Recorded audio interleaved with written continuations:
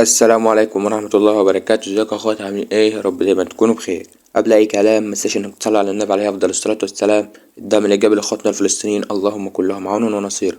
طيب معانا شرح النهاردة اسهل طريقة لفك رقمك المحظور من الواتساب.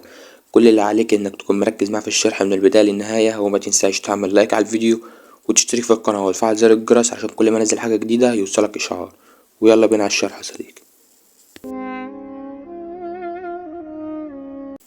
طيب كده تعال نشوف اي رقم محظور كده عشان افكهولك انا في الفيديو. طيب تمام كده احنا هنحط الرقم اهو. طبعا الرقم دولة مصري. طبعا النهاردة معانا شرح اللي هي طريقة فك طلب مراجعة. اما انتوا لو عايزين طريقة فك المشدد فاكتبولنا في التعليقات وان شاء الله هننزلها لكم الفيديو الجاي. طبعا زي ما انت شايف هو الرقم قدامك محظور. طبعا برضو لو رحنا على نسخة توثيق، طبعا البند هيكون مكون من باسورد مكون من 4 أرقام. انا بقوله رقمين في رقمين، واول رقمين منه هيكون 10. اول رقمين من الباسورد هيكون 10.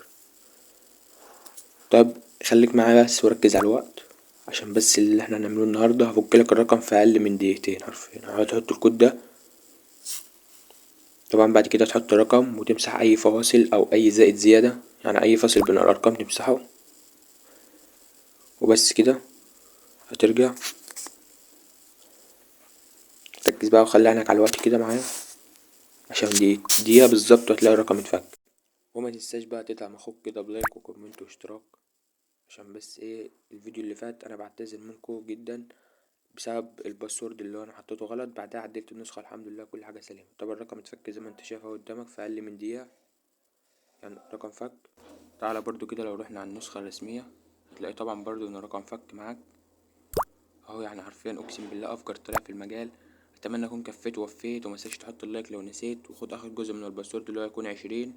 اخر جزء يا صديقي من الباسورد هيكون 20. اشوفك الفيديو الجاي يا عمر. سلام.